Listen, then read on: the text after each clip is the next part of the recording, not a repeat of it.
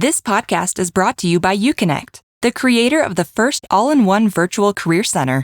Scale your impact and engage more students with a platform that puts all of your career resources in one place. At one point, somebody actually asked me, how do you keep getting all these people to come to these meetings that you keep scheduling? And I'll be honest, I was a bit naive and I didn't know that I had done anything magical or different. I was just telling people, hey, I think we're all in agreement that this is an issue and we want to solve this problem. And I would love if y'all came and chatted with me about how we get this done. And people showed up. And so what I would say is, if you are doubtful that people will show up, I mean, every institution is different, but I would just say, try, because very often people actually want to do things like this. They want to solve really wicked problems, as they say. So my job was really just articulating how this problem was affecting our students and how they could play a part in solving it.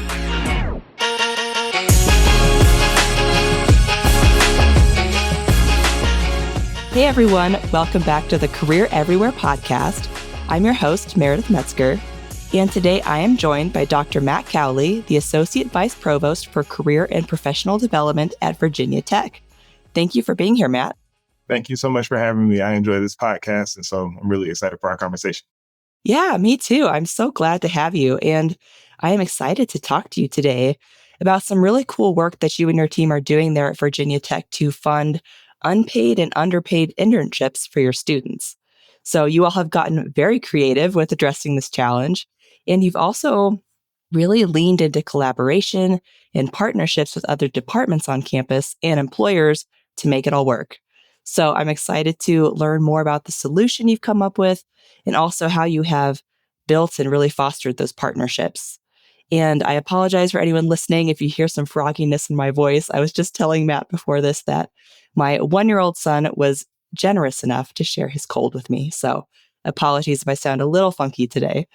But anyway, before I get into my questions, Matt, is there anything else you would like to add about yourself, your background, or your role there at Virginia Tech? I think the only things that I would share, number one, is that I work with an amazing team here at Virginia Tech. So I have around 34 full-time staff and a few folks who work with us part-time in different capacities. And then we have another 30 some odd students who work with us either as peer career advisors or interns or frontline staff. And our work would be impossible without them. So I want to make sure to highlight them up front. A lot of the stuff we're going to talk about today is really flowing out of one of the teams in our office called Professional Development and Experiential Initiatives. And so want to make sure that I highlight that team as well, which is led by our wonderful director, Becca Scott. So again, I'll share more about exactly what I mean when I say all of that, but just upfront wanted to make sure that I highlighted the amazing work happening on that particular team in our office as well. I love that. All the good stuff usually happens with a wonderful team. Absolutely. So love it. Okay, well, before I get into the specific questions about our topic today, I do want to kick us off with a question that I ask all of our guests here on the pod. And that's, what does Career Everywhere mean to you? So I was thinking about this, Meredith, and I have two answers, but they're related. So the first is really that for me, Career Everywhere highlights the role of the entire university ecosystem in the career preparedness of our students.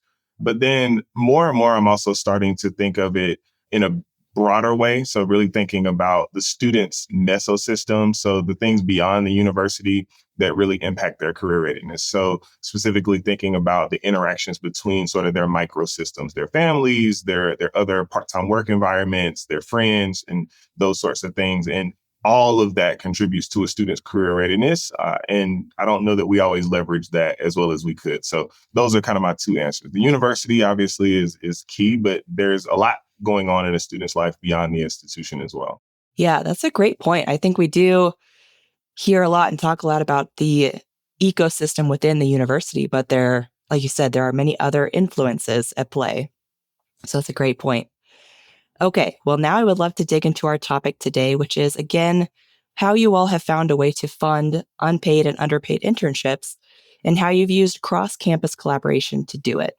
So I would love to start with some context and a lay of the land. So can you talk a bit about the challenges you were facing with unpaid and underpaid internships and making those financially feasible for your students? Absolutely. So I will do what I learned to do in my PhD program, which is kind of address this in a funnel. So I'm going to start with a very, very broad, As a uh, marketer, I love that. So yeah, we love a funnel. little bit of context and then get to the very specific thing that you asked me. So, at a really high level, I will say that Virginia Tech is committed to ensuring that every student at the institution has the access necessary to the very best of what we consider to be a Virginia Tech education. And so, this is really coalesced into something called the Virginia Tech Advantage. And while there are advancement and fundraising components to the Virginia Tech Advantage that we could get into if we really wanted to, I think the crux of the initiative is really trying to identify and remove barriers that we know really impede students from experiencing what's pivotal to not only student success, but post-graduation success. So with respect to my area specifically, we focus on work-based learning and the barriers to work-based learning, experiential learning. We know that there's like 8 different terms we use to talk about that stuff, and we love our buzzwords. But we really have identified 4 key barriers and trying to address those in a lot of different ways from various angles. So the first is capacity. So are there enough opportunities, right? So we know, for example, the Business and Higher Education Forum put out some data that said, hey, there's a big gap between the number of students who want to do internships and the number of students who actually did do an internship, which sort of leans toward this idea that there might not be enough opportunity out there. And then that even gets more challenging in particular geographic locations. And we can get to more about that in a second. The second would be communication. So do students actually know that these opportunities exist? Do they know that they're important? I know that in career services, we try to do the best we can to share that information with students and to make them aware of that. But we've got to do a good job at communication. The third is curriculum. So is there enough space in the academic curriculum, the things that the student has to do in order to reach graduation? Is there space in the curriculum for work-based learning so that the student is not having to do something extra, right, on top of their academics? And then finally, cost. So how can we identify and address the real and opportunity costs to participating in internships and other forms of work-based learning? So I'm thankful that we have partners in the Academy for Experiential Learning. So that's one of the partners that we work with very closely. They lead something called the Bridge Experience Program. And Bridge is a part of our reaccreditation quality enhancement plan, or QEP, some folks may be familiar with. And so the goal is really to embed a career related experience, what we call a bridge experience, into the curriculum across the institution for every program.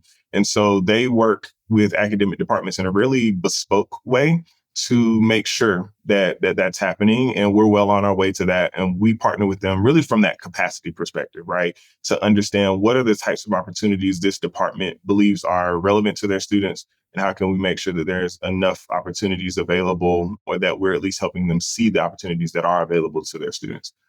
But from a cost perspective, we also know that getting experience can be expensive. And so if a student is, for example, registering for a credit bearing course, then that means they are actually having to pay for their own experience. I won't tip my hat too much into my opinions on that, but I will just say that that can be a challenge. Additionally, there are other real costs like rent and housing, transportation, food. Depending on your institution and the type of student you have, you could also be talking about childcare. And these things can be prohibitive to students in terms of their ability to participate in internships and other forms of work-based learning.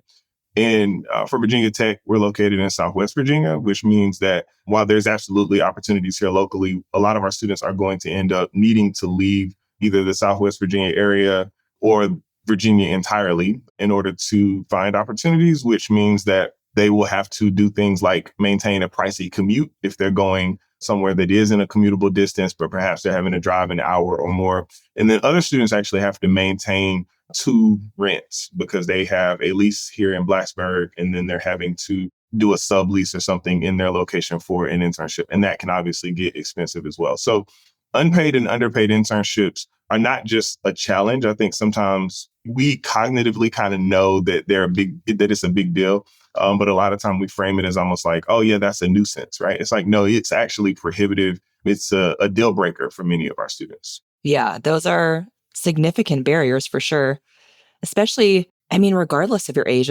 Initially, I was thinking if you're like a really young student, more traditional college age, you just might not have that much money at your disposal.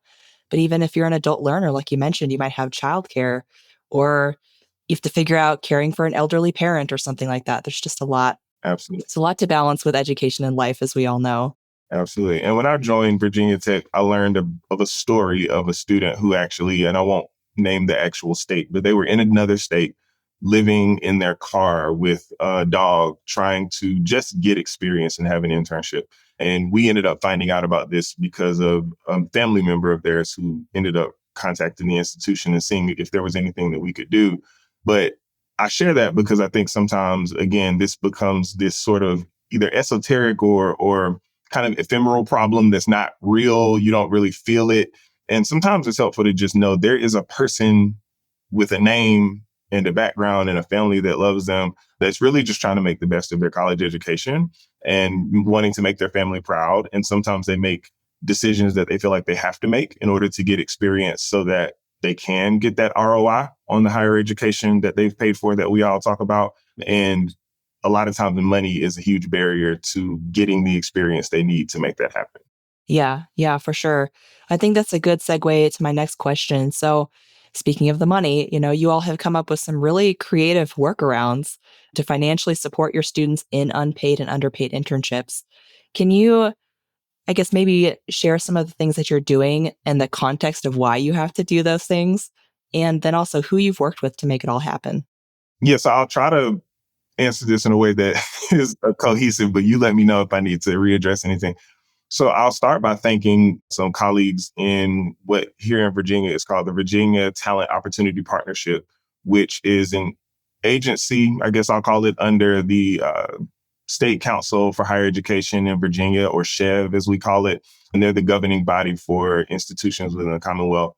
They've committed to making a few different grants available on a regular basis to institutions to really empower and drive work-based learning. And so we've chosen to use the money that they've made available in this way by putting it into the hands of students to the extent possible. And so obviously there's other administrative things that we may end up needing to do with the money as well. But a vast majority of what we've received in grant funding over the past 2 years has gone to doing that. So some of the things we've done, for example, is partner with financial aid to grow the number of students who are actually leveraging federal work study. And we're also working with our campus partners to try and change and shift some of those federal work study hourly opportunities or wage positions and turn them into internship opportunities on campus. We have also leveraged a grant to do wage matching for on-campus internships. So we have an on-campus internship program called Campus Intern EXP. And by doing wage matching, we've actually been able to drastically increase the number of paid on-campus internships that are available to our students, which just increases that capacity and also access, right? So instead of that student having to leave the state to get an internship opportunity, they're able to stay right here in Blacksburg, where they already have a lease, and potentially even do an internship during the normal academic year versus the summer. We've also stood up internship support funding for students who are in unpaid and underpaid internships off campus. So this is probably where the majority of everything is hard. Don't get me wrong. Nothing's easy, but this is probably where the majority of our heart and soul has been for the past couple of years, trying to stand up a process to get internship support funding into the hands of students. And I'm using that language specifically because this is not a scholarship. That is very litigious and it gets really complex. But the short version of it is internship support funding. The way that we did this was to work with quite a few entities: the Controller's Office, University Scholarships and Financial Aid, General Counsel, Payroll, Advancement, and some others, to really just say, what is a process that we can use to put money in the hands of students that doesn't run afoul of any federal laws or any other sorts of rules and processes that the institution has as well. And we were able to bring all of these folks to the table. And I know I'm making that sound really simple, so we can talk more about it if we need to, but we were able to bring these folks to the table and really just say, this is the issue. How do we solve it? And not being married to any particular approach, but really just trying to see what are the creative solutions we could come up with. And the short version of the story is that in the last 5 minutes of a meeting, I had been meeting with many of the folks I just named, and we had not come up with anything that would work. We had surfaced all the reasons why everything that we had thought of wouldn't work and all of the things that we couldn't do. And in the last 5 minutes of this meeting, right before lunch, I said, man, like, what if we just gave this money to an employer and let the employer give it to the student? And somebody in the room was like, I think you could do that. And so we were able to write up a proposal and get it signed off on by all the people that needed to sign off on that. And so our process that we currently are using is to basically assess a student's need and what their expenditures will be. And if they are negative, meaning that their expenses are more than what they're bringing in, then we consider them to be eligible for funding. And then we go through a few other things that I won't bore you with. And then we give that money with an MOU to the employer, who then makes that money available to the student. And so I've only ever heard of maybe one other institution who does something similar to this. I'm not saying that it's novel and that nobody's doing it, but it's very different than anything that I had done before. I had used some other payroll processes at a previous institution to do something similar, but every institution is unique. So if I could say one last thing, and then I'll hush and see what other questions you have. But if I could say one thing about this particular process, it is bespoke. It is something that we built because it is what would work at Virginia Tech. And so I think that a lot of times we try to benchmark and use things from other institutions. And while I would be more than happy and already have shared some things about this process with other institutions, there's probably going to be institutions where this would never work and they have to build something else. And so I hope that if you're listening to this and you're like, we tried that doesn't work, at the very least take away that, like, bringing people around the table and just talking about what won't work and where you're trying to go can still end up leading to some really great places. Yeah, for sure. And I know we will talk about how you got all those people to the table in the first place here in just a minute. But so I'm curious. Okay, so this process, you work with what payroll or financial aid, and then they give the money directly to the employer. So we give the money directly to the employer. Oh, you give them. Okay. Mhm. So you just like cut them a check kind of thing? So it goes through procurement, which is probably another partner that I forgot the name because they were a part of this as well. It goes through the a procurement process. And so the employer has to be set up as a vendor and they have to pass all sorts of checks and balances. We just recently, and I'll talk about some kind of lessons learned later, but we just recently got clearance to use sort of a direct pay process to make that a little bit easier and faster for us and for the student as well, which was really important.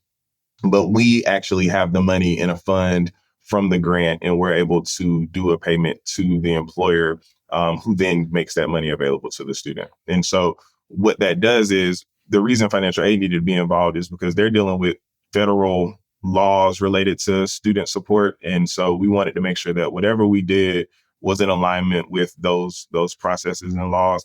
And this money, because the money is coming from the employer, the student is taxed on it and it's still considered when they are filing their FAFSA. And so it was important to have them at the table because there's a lot that we just don't know, and a lot that in my world, at least traditionally, career services hasn't dealt with. And so we are the ones doing it, but it's not something that I would suggest going out and trying to do on your own without the procurement folks and the financial aid folks to help speak into that process.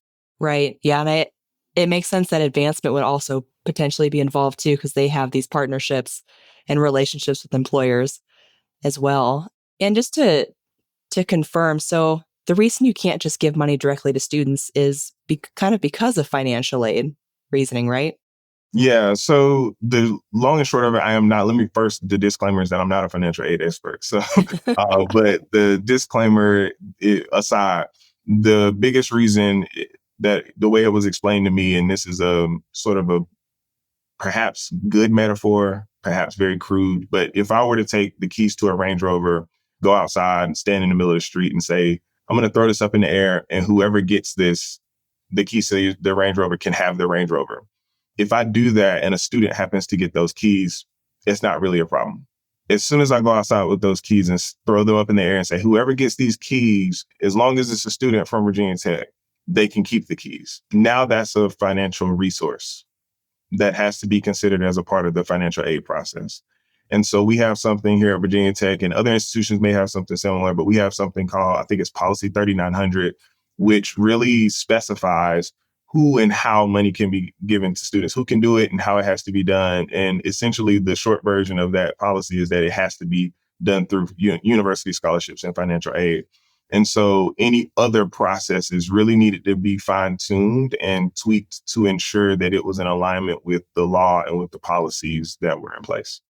Man, that is a lot of moving parts. It is. And honestly, it's one of those things that we are thankful for having really good partners who are creative and also who are just willing to have the conversation, because there were quite a few times where we felt like we were just going in a circle. And every time we said we wanted to do something like this, got to give students money for unpaid and underpaid internships, people would say, you got to go talk to financial aid. And it was almost like, okay, well, we know that that's not going to work because of the Range Rover metaphor I just gave. But I have a really amazing colleague over in University Scholarships for Financial Aid who sat down with us and really walked us through, if you're going to do this, here's how it would need to work. And that was really a blessing for us in the end. Yeah, I think that's another great segue to my. I want to ask you how you got all of these folks involved. So, obviously, a big part of the story is how many groups and stakeholders are involved in making it happen. So, you have you all in the Career Center, you got financial aid and scholarships, controller's office, advancement, procurement, legal, employers. I'm probably missing some others. So, as AVP, how did you go about getting everyone to the table and rowing in the same direction? So I'll say a couple of things. One is that at one point, somebody actually asked me, how do you keep getting all these people to come to these meetings that you keep scheduling? And I'll be honest, I was a bit naive and I didn't know that I had done anything magical or different. I was just telling people, hey, I think we're all in agreement that this is an issue and we want to solve this problem. And I would love if y'all came and chatted with me about how we get this done. And people showed up. And so what I would say is, if you are doubtful that people will show up, I mean, every institution is different, but I would just say try, because very often people actually want to do things like this. They want to solve really wicked problems, as they say. The other thing I will say about Virginia Tech is our motto is ut prosum, which is Latin for that I may serve. And so I know it sounds a little bit flowery and also hokey, pun intended, because hokey is our mascot. But the campus partners at Virginia Tech really do want to serve students. And so my job was really just articulating how this problem was affecting our students and how they could play a part in solving it. And I genuinely needed them. And so this was not, I won't say it was all me, because it definitely was not all me. There were moments where I had to go to folks above me and get them on board with helping me kind of rally some folks. And so I report up to undergraduate academic affairs. And so leveraging my relationship with the vice provost to be able to bring some of the other campus partners into the room. And then other times it was literally just an email to say, are you willing to come and have this conversation with me? And folks saying yes, or sending a delegate. And so I'm thankful for that, because honestly, when I saw this question, I was like, well, did I do anything outside of just ask people to show up and perhaps articulate the issue well? Maybe. Yeah. Well, that's what first came to my mind is I think with this issue, I think it naturally is tangible. I think everyone can understand students want internships, they need them in many cases, but they just don't have the funding to do that. Absolutely. But I'm guessing that you also really connected that for them really well. So I would love to hear more about how you described the challenge, or just kind of how you just how you broached the subject with all these folks. So really, some of it was trying to do some digging to understand what the actual issue was and getting some data.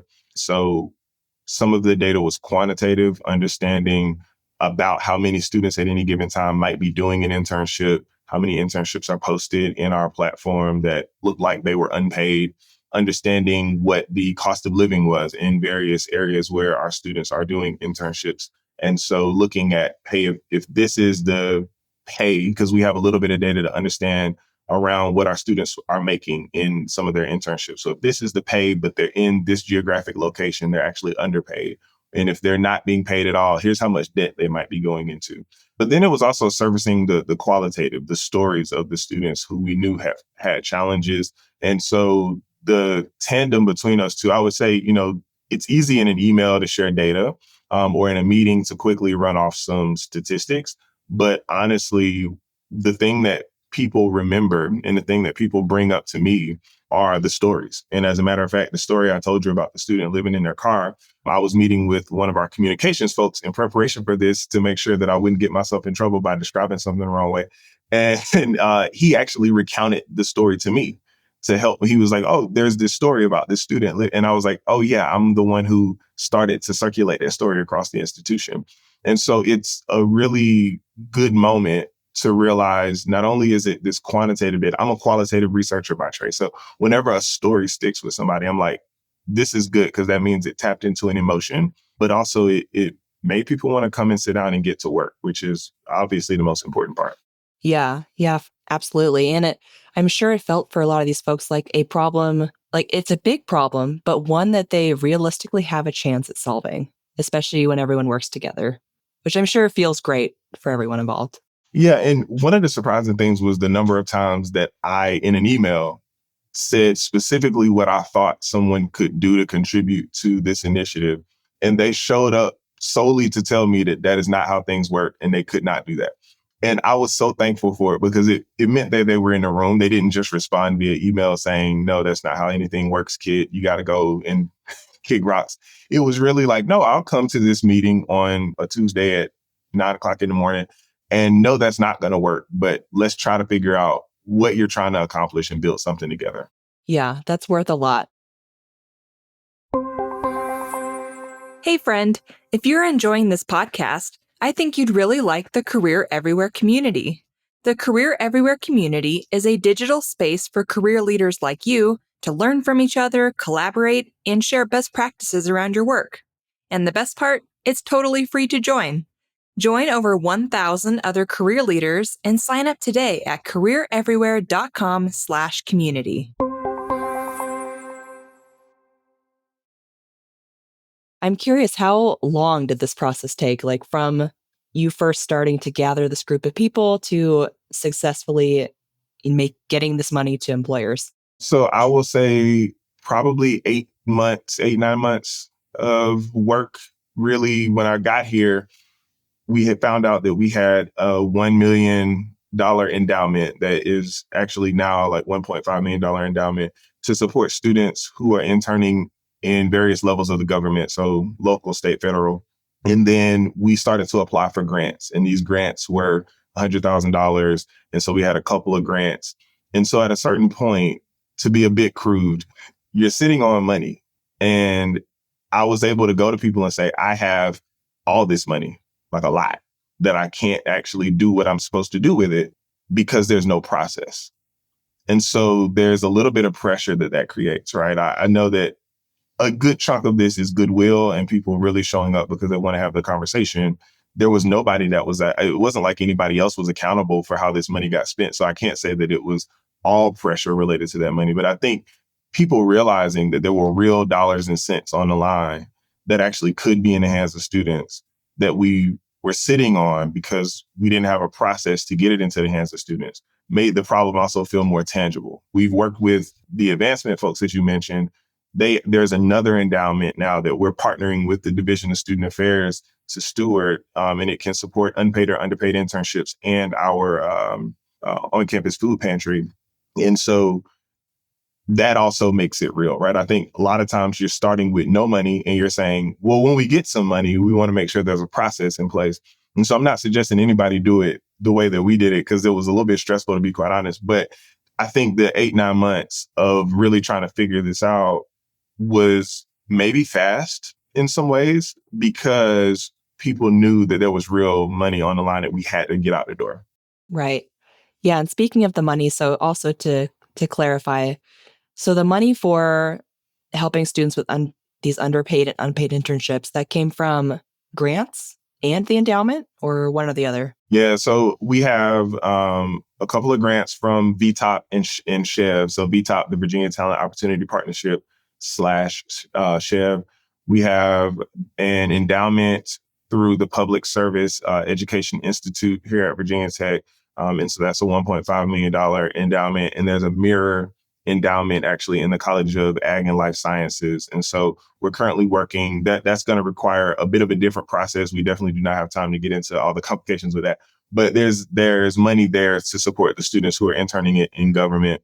We also have a corporate grant that allows us to do some wage matching for on-campus internships. And then we have, and I wrote this down so that I wouldn't forget, and I still forgot. But those are the bigger pots of money that we have right now. We also have a fund that our team manages that people can donate directly to. And so we're currently working on standing up more supporters for that fund as well. Okay. Yeah, good to know. I just always like to ask that because I know listeners will want to know, where's this money coming from? Yeah. So, kind of going back to all the groups that were involved here, it sounds like everyone was, pretty collaborative and willing to work with you. I'm kind of curious how it went with employers, like what their responses were to this idea. Like, I'm sure your team probably at first tried to convince the employers, hey, maybe you should pay your interns. But I guess I'm curious how employers responded to the idea of you giving them money to pay students because they won't. Yeah. So I will be kind to our employers and say the employers that I talk to, they want to pay their interns. And so when they don't, it's typically because they can't, not because they won't, right? Gotcha. Yeah. So with that being the case, the narrative and the rhetoric that I use is we just want to come alongside you. This is about the student. This is not about any sort of hand slapping or finger wagging at an employer.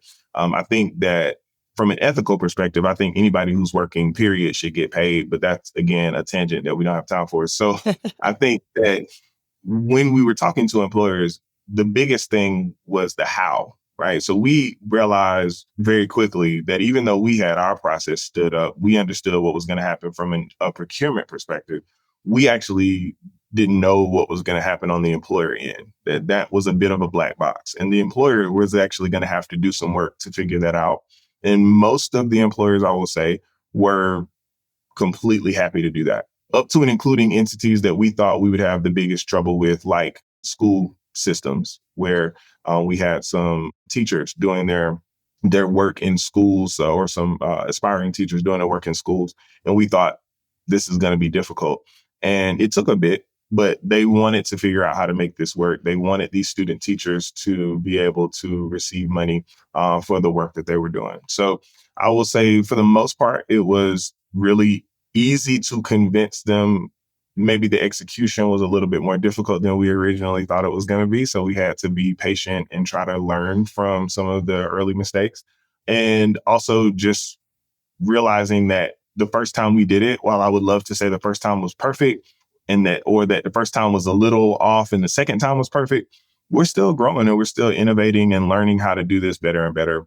And I'm hopeful that it will be smooth the next time we do it, because we're about to get ready to give away some more funding in the spring semester for the summer. But I think that we'll continue to iterate and make sure that this is as smooth as it can be. Yeah. Yeah, that makes sense. And I'm glad you kind of mentioned the work that happens on the employer's end because yeah, I suppose you need to have receipts, for lack of a better word, on that the money is actually making it to the students' pockets. Absolutely. And we have a process that involves an MOU that the employer has to sign to say, yes, I'm going to get this money to the student. They can do that in the form of like a one-time payment or stipend, or they can supplement wages that are already given to the student. We are not in that process. We just want to make sure that that money gets into the hands of the student to support what the student needs. But most of the employers really just wanted to understand, how exactly is this going to work? There are some types of employers for whom this is more challenging, right? And so nonprofits and government folks have a harder time. It's not impossible. Sometimes it's just more challenging. And then there are other times where it's like, that's a no-go for one reason or another. And unfortunately, that's one of the downsides of that process. Yeah. It's just all part of the learning process, as you just mentioned. Absolutely.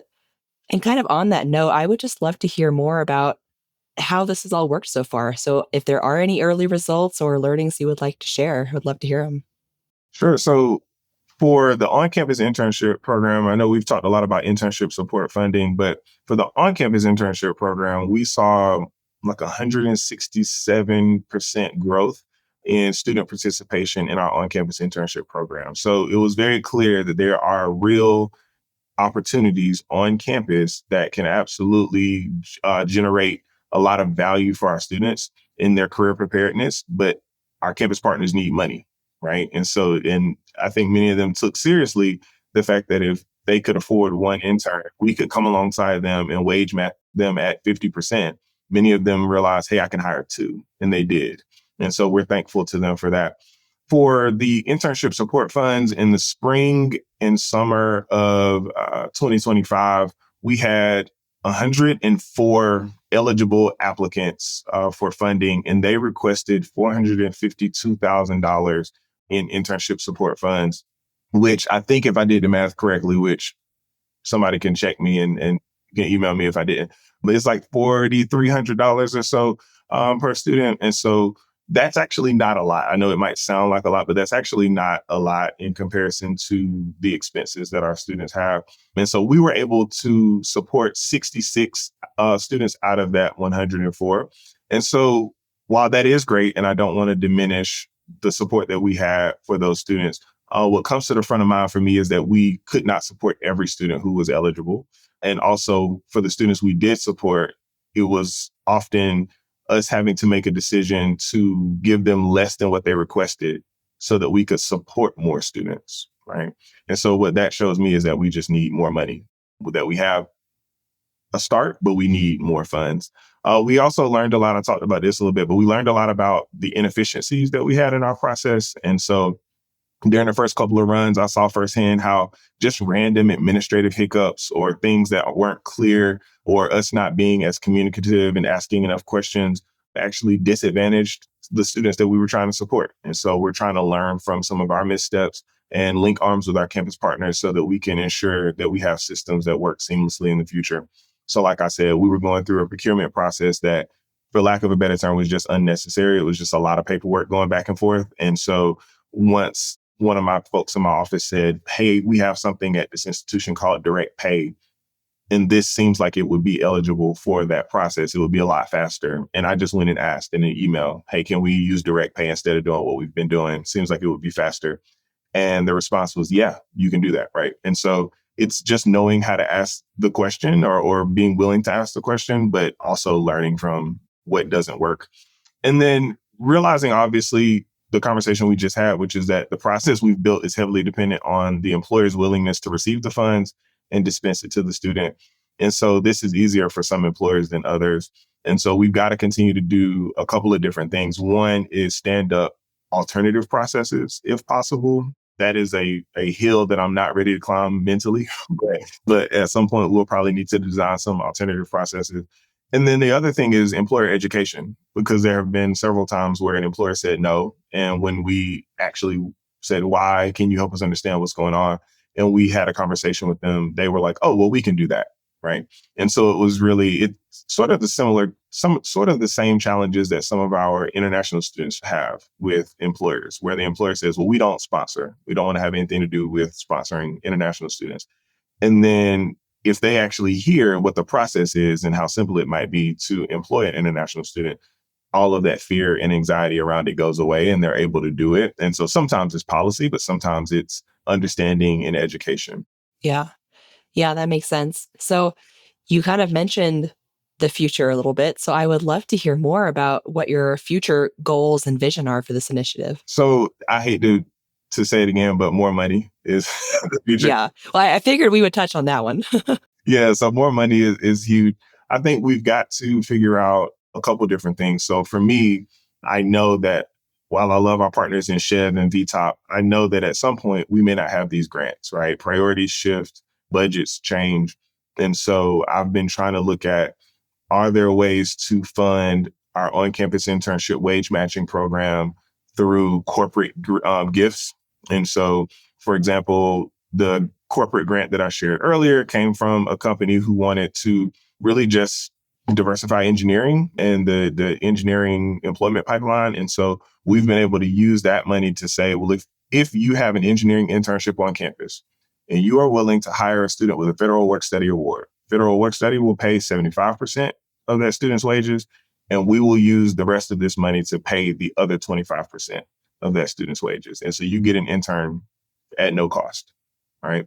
I would love to do more things like that with other companies. And so if somehow a company is listening to this and you want to give us some money to pilot this, I would love to do it.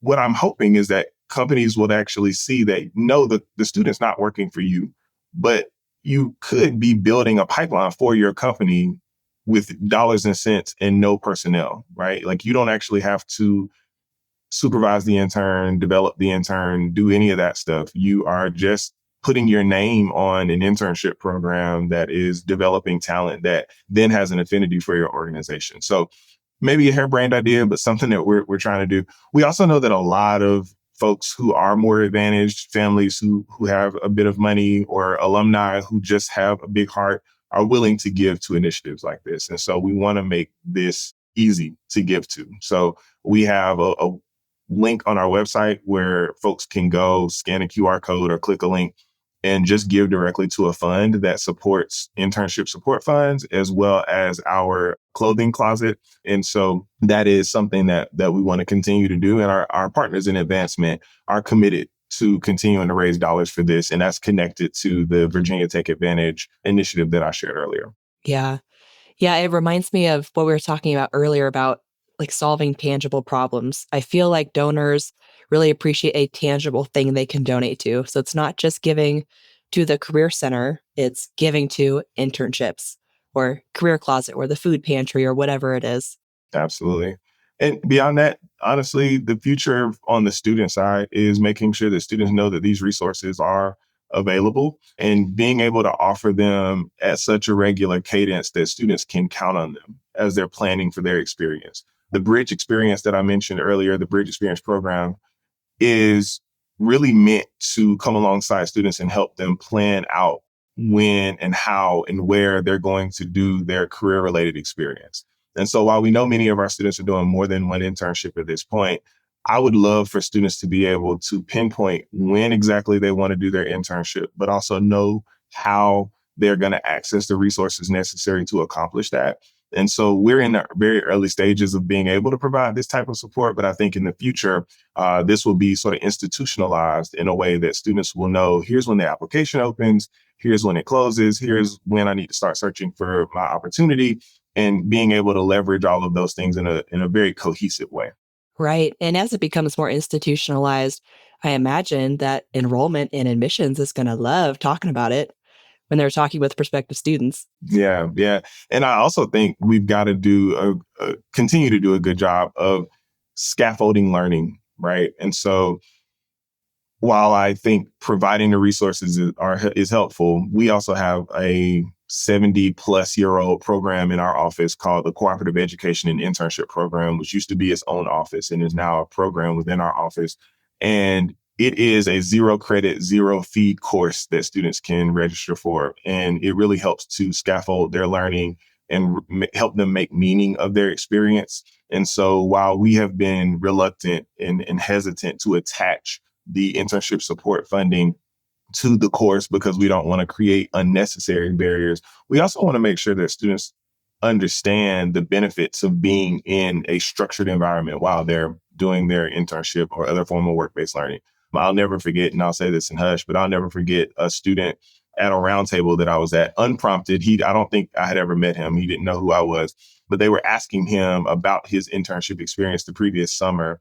And he immediately started talking about how beneficial it was for him to be in a class, how he was working and the work was good and the money was good because he was being paid. But to be able to connect his learning to what he had been learning in the classroom over the past 2.5 years, he actually needed that internship course. And it just so happened to be that it was the one that our office facilitated. So it made me really proud in that moment.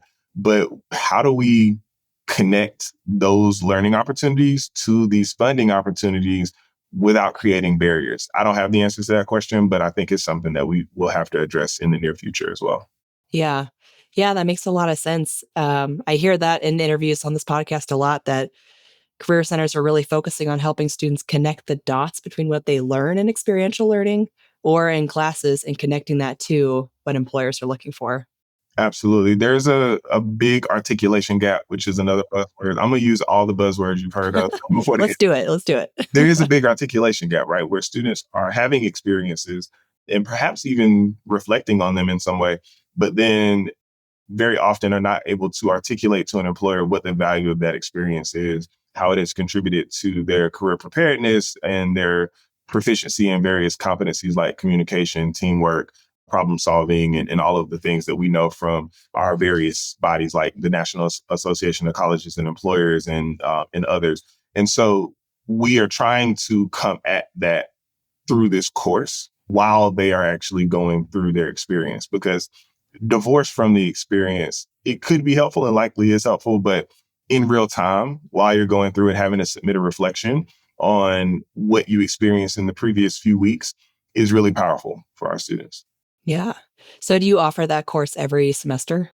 It is offered every semester, yes. And one of the things that, not to brag on myself at all, this is again Campus No, Park. you go for it. Go for One of the it. things was really excited to do when I got here. My predecessor, Donna Ratcliffe, who is a giant in the field of career services and was retiring, she had been fighting for years to get the fee removed from that course. And so in my very first budget meeting here at Virginia Tech, I was able to bring that up as something that we absolutely needed to solve. And I was thankful that the folks around the table took some conversation, but the folks around the table were committed to figuring out how we remove that $75 fee so that students could actually just access good quality learning without having to pay, right? Like, you are getting experience that you should be paid for. I don't want you to have to pay me $75 for the learning that's happening. Yeah. Yeah. That's great. I'm hearing a theme throughout a lot of your answers where it just starts with just ask, just make the ask. Absolutely. And who knows? I mean, you could talk to people who I've asked these questions of, and they could say, he's a bit crazy sometimes. I listen to a podcast that says, I think it's called Ologies, and the host always says, ask really smart people dumb questions. And so I don't intend to ask dumb questions, but I'm always willing to ask whatever the question is for the sake of the student. Yeah, that's great. And I think, again, that's another good transition to my next question, which, you've offered a lot of great advice and insights. Is there any additional advice you would give to other career leaders about funding unpaid internships or really leaning into cross campus collaborations like you have? I would say, depending on where you're situated, cross-campus collaborations are often construed as the Career Center partnering with another entity within the Division of Student Affairs or some student success unit. And it's the two educating bodies coming together to create some kind of supercharged educational experience. And those things are beautiful, and we do those things as well. But if you notice, the folks that I mentioned, it's what I kind of call the piping and the infrastructure of the institution, the people who make sure we all get paid, like payroll, the folks who ensure that students have money to go to school, university scholarships and financial aid. It's the legal counsel, the folks who make sure that we don't get into any legal trouble, right? Procurement, the folks who engage on a financial level with companies and organizations. And I could go on, but my point is that these are often not the student facing entities that you're having to partner with to do this type of work. And so sometimes it just takes understanding what's important to those entities and how you can explain your needs to them, but also understanding how you might serve them as well. And I entered all of those conversations, or at least I hope I did, with a lot of humility, because I knew that I was not the expert on the things that I needed them to help me with, or I wouldn't have needed to bring them into the room, right? But it's a very different vibe than saying, hey, let's partner with fraternity and sorority life, right? All respect to fraternity and sorority life. Those are great experiences that students also have a hard time articulating. And so collaborative programming with those groups is great. But talking to payroll folks or talking to procurement folks is nothing like talking to the people in fraternity and sorority life. And so it takes a different skill set. And so I would just say, if I'm talking to other career leaders who haven't thought about that or who haven't done that kind of collaborative work, just saying, strike out and try, but also understand that it is different in a lot of ways. Yeah, that's great advice. As I kind of start wrapping this up, is there anything else that we haven't covered that you would like to add? No, but I think I would be remiss if I didn't say that I'm only here because I want to be like Julia Ballred. So, Julia, if you're listening, I'm only here because I want to be like you. For the listener who has no idea who that is, Julia has been on this podcast a couple of times, but is a dear colleague of mine from University of Florida. And I spent about 9 or 10 years at University of Florida. So just wanted to give her a shout out. Will either make her smile or mortify her. So I just wanted to make sure we did that before the end of the podcast. I love it. Julia is wonderful. And yes, she has been on this podcast twice, at least twice, and she spoke at our Career Everywhere conference earlier this year. I call her affectionately the data queen. She is. Absolutely. Absolutely. I love it. All right. Well, Matt, if people would like to connect with you or learn more from you, where is a good place for them to do that? If you just want to stay connected broadly and in general, LinkedIn is a great place to do that. If you have specific questions, I'm going to be honest, I don't really love my LinkedIn inbox very much. And so It's a mess. Oh my gosh. It's so hard to keep track of. sometimes things sit there longer than I mean them to. So please feel free to email me. My email is matthewpaulc@vt.edu. So it's just MatthewPaulc@vt.edu. Cool. And then for those watching or listening, I will be sure to include a link to Matt's LinkedIn profile and his email in the show notes, so you can reach out to him if you'd like. Okay, so now I want to close this out with this answer a question, leave a question segment that I always like to do. So I'll ask you a question our last guest left for you, and then you will leave a question for the next guest. So our last guests were Dr. Josh Domitrovich, Rhonda Gifford, and Megan Klister of Penn West, and they left this question for you. If you could instantly master any skill, what would you choose and why? So I would love to say I thought long and hard about this, but honestly, this is just such a good question that I was stumped a bit. A couple of things came to mind. One was just the ability to speak a different language, specifically Spanish. I think English is great, but being able to speak more than one language and serve different populations would be amazing. The other thing I thought about was something related to AI. So to be honest, I was just in a meeting earlier today where they were talking about small language models. So we've learned a lot over the past few years about large language models, but they were talking about small language models and their ability to be a lot more effective and efficient in more niche areas. And so I think something with AI and coding and all of the things, the rumor on the street is that AI is coming for various sections of the workforce in one way or another. So I probably should learn something about it at some point. It's kind of like learning another language. Exactly. And that's okay. When they posed that question, I also answered it for myself. And I said sleeping in any scenario, under any circumstance, anytime. I can already do that. People have asked me before, people say, well, what keeps you up at night? And I'm always honest with people. I understand the spirit of the question, but the honest answer is nothing. Nothing. 3 minutes and I'm out. I am jealous. That's amazing.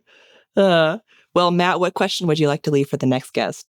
So my question is, what is a skill or a piece of knowledge from a different field or discipline outside of higher education that you believe has been instrumental to your success? Ooh, that's a good one. I like that one. Do you know what yours would be? Honestly, right now, I'm currently in a theology program through Princeton Theological Seminary, and I've learned a little bit about contemplative leadership.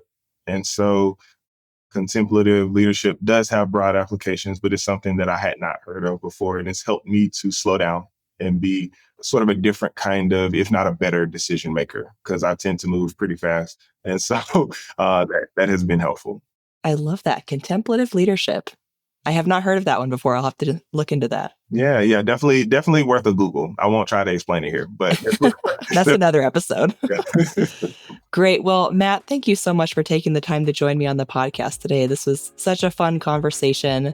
Great question at the end. And I think our listeners are going to take a lot from this and hopefully be inspired to do something similar on their campuses. So just thank you again for taking the time. Thank you so much for having me.